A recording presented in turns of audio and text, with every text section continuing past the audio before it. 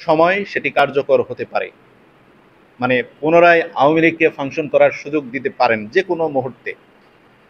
তো এই কথার পরিপ্রেক্ষিতে বাংলাদেশের মানুষ, সাধারণ জনগণ যেটা উপলব্ধি করে যে আওয়ামী লীগকে আবারও রাজনৈতিক মাঠে পুনর্বাসন কিংবা আসার সুযোগ তৈরি করে দিচ্ছে অন্তর্বর্তীকালীন সরকার। এটাও আওয়ামী লীগ ভাবতে পারে কিংবা তারাও এতে আরও শক্ত অবস্থান নিতে পারে যে আওয়ামী লীগকে নিষিদ্ধ করা হয়নি, যে কোনো মুহূর্তে আওয়ামী লীগকে আবার পুনরায় রাজনীতি করার অধিকার কিংবা রাজনৈতিক কার্যক্রম করতে পারে এ ধরনের সুযোগ যেহেতু অন্তর্বর্তীকালীন সরকার বলেছে, সেই ক্ষেত্রে তারাও যেভাবে বিভিন্ন স্পটে বিভিন্ন জায়গায় মিছিল করে বেড়াচ্ছে এবং হুমকি দামকি দিচ্ছে, তো সেই ক্ষেত্রে তারা তাদের আরও প্রভাব বৃদ্ধি পেতে পারে।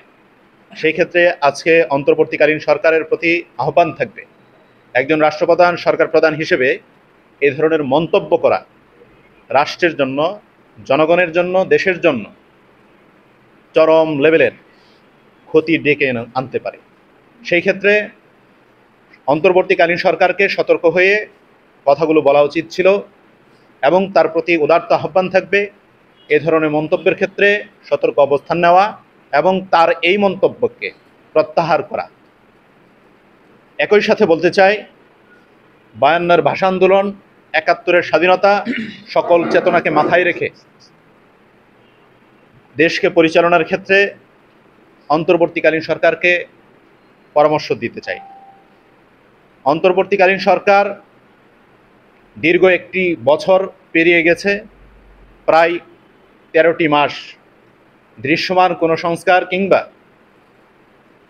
24-এর গণ অভ্যুত্থানে যারা হত্যা করেছে, যারা গুম খুনের রাজনীতি করেছে বিগত 17 বছর, তাদের বিচার এখন পর্যন্ত শেষ হয়নি, নিশ্চিত হয়নি। অত্যন্ত দুঃখের সাথে বলতে হয়, আমাদের 2000-এর উপরে গণ অভ্যুত্থানে শহীদ হওয়া শহীদ পরিবারগুলো এখনও বিচার পায়নি। তাদের স্বজন হারানোর বেদনায় এখনও আদালতের বারান্দায় তারা ঘুরে বেড়ায়।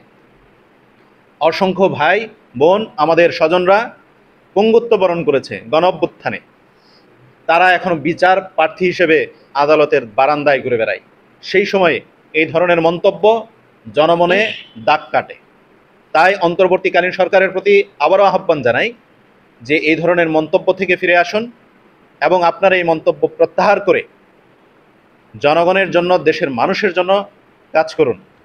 24-এর যে গণঅভ্যুত্থানে যে সকল পরিবারগুলো ক্ষতিগ্রস্ত হয়েছে তাদের পাশে দাঁড়ান এবং যে সকল শহীদ হয়েছে শহীদের স্মরণে এবং শহীদদের পাশে দাঁড়িয়ে, শহীদ ফ্যামিলির পাশে দাঁড়িয়ে বিচারকে নিশ্চিত করুন।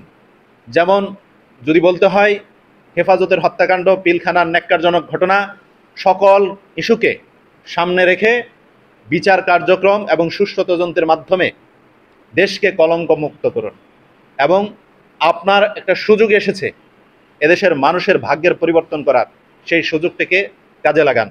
দেশের মানুষ আপনাকে মাথার তাজ হিসেবে গণ্য করবে, আজীবন মাথায় তুলে রাখবে।